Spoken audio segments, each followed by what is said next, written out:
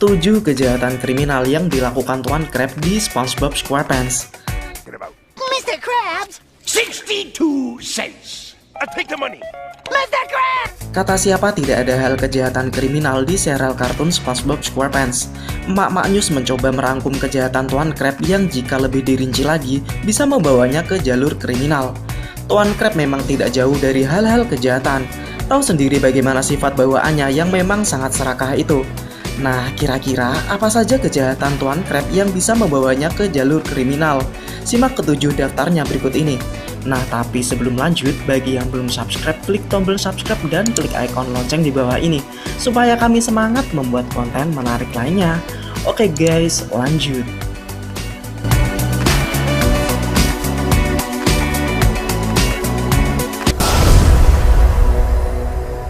Mencuri dari makam. Oh, never mind that. Listen, I didn't want to say this in front. Masih ingat Smitey Werbenman Johnson, si nomor 1 itu? Ketika Tuan Crab menjual barang-barang dari tempat sampah, ada topi minum soda milik Smitey Werbenman Johnson yang dijual ke SpongeBob. Ternyata itu bukan topi sembarangan dan dicari oleh banyak orang, di mana orang-orang itu berani membayar mahal. Tentu saja Tuan Crab gila hati. Dia menakut-nakuti SpongeBob yang justru mengembalikan topi tersebut ke pemilik aslinya yang sudah meninggal dengan cara meletakkan di makam atau peti matinya. Tidak berpikir panjang, Tuan Crab langsung membuka kembali pemakaman dari Smitey Werbenman Johnson demi topi tersebut. Bahkan roh dari Smitey Werbenman Johnson saja marah. Tentu saja ini termasuk tindakan kriminal. Tuh, mereka menemukan sebuah gudang yang penuh dengan topi. Mereka tidak berharga.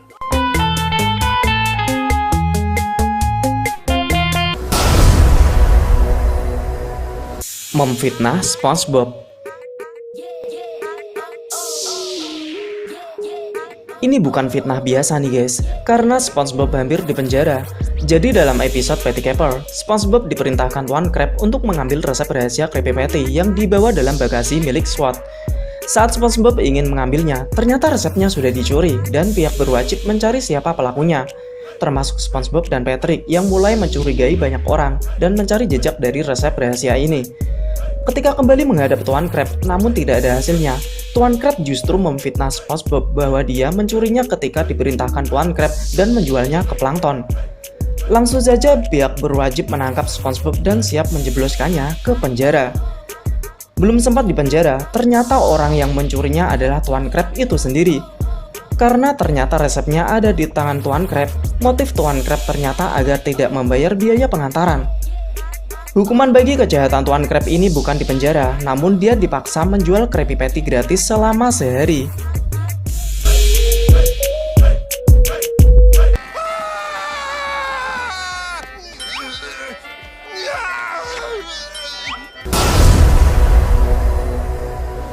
Percobaan pembunuhan inspektor makanan. Handsome? We're doomed. Ketika ada inspeksi di Krusty Krab, inspektor makanan itu memakan banyak menu, dengan gratis tentu saja. Bersamaan dengan itu, penyebar berita inspektor makanan palsu yang mencoba mendapatkan makanan gratis langsung mengambil kesimpulan bahwa orang yang mereka layani kali ini adalah yang palsu. Tuan Crab dan SpongeBob menciptakan patty jorok yang penuh dengan hal kotor agar si palsu itu menderita. Menderita bukan karena patty jorok, melainkan tersedak lalat. Tuan Crab dan SpongeBob menari-nari gembira di atas penderitaan si inspektor makanan itu. Setelah mengetahui bahwa itu yang asli, barulah mereka panik. Berarti jika itu yang palsu, Tuan Crab tidak masalah membunuh ikan tersebut. I dropped it in the toilet! Well, fish it out, and I'll dry it with me gym socks.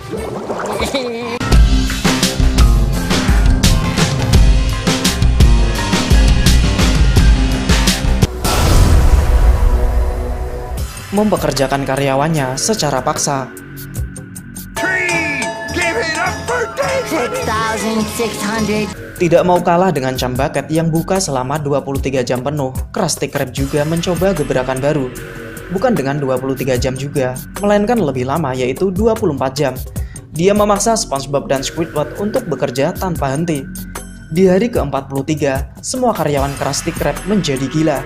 SpongeBob bahkan sampai berhalusinasi tentang Krabby Patty. Sudah jelas ini perbuatan kriminal ya guys. It was hideous.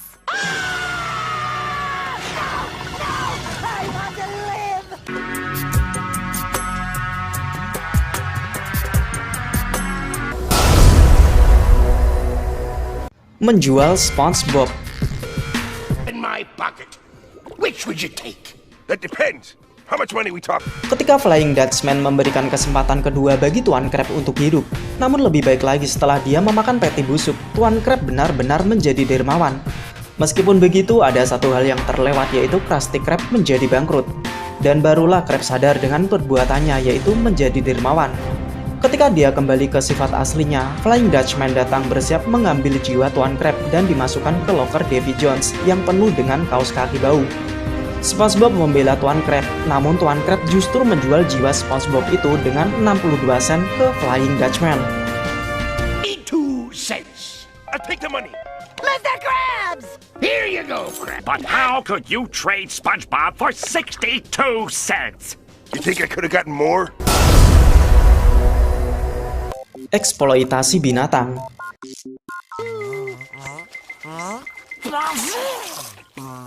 Ya, memang mereka yang menjadi karakter di SpongeBob SquarePants memang binatang juga nih guys. Namun yang ini di level yang berbeda. Ubur-ubur seperti lebah di dunia SpongeBob dan Tuan Crab mengeksploitasi mereka demi Krabby Patty dengan isian jelly ubur-ubur. Kamu pasti masih ingat di episode ini, Tuan Crab membohongi SpongeBob untuk menangkap sebanyak-banyaknya ubur-ubur yang dikira SpongeBob para ubur-ubur itu akan diperlakukan dengan baik. Namun ternyata tidak. Bisa dibilang Tuan Crab melakukan penyiksaan hewan di sini.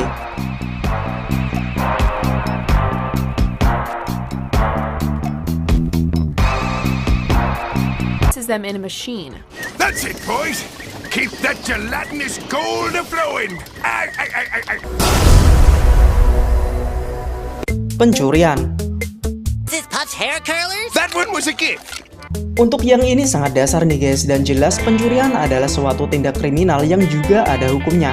Tuan Crab terbukti suka mencuri ketika tidak ada yang melihat, dan dibuktikan dalam episode Life of Crime.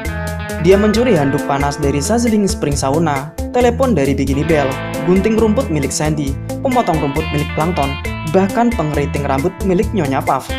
Yang mana dia mengatakan bahwa yang terakhir adalah hadiah. Nah, itu dia 7 kejahatan Tuan Crab yang seharusnya bisa membawanya ke jalur kriminal. Bagaimana menurutmu? Silahkan tulis pendapatmu di bawah kolom komentar ya guys.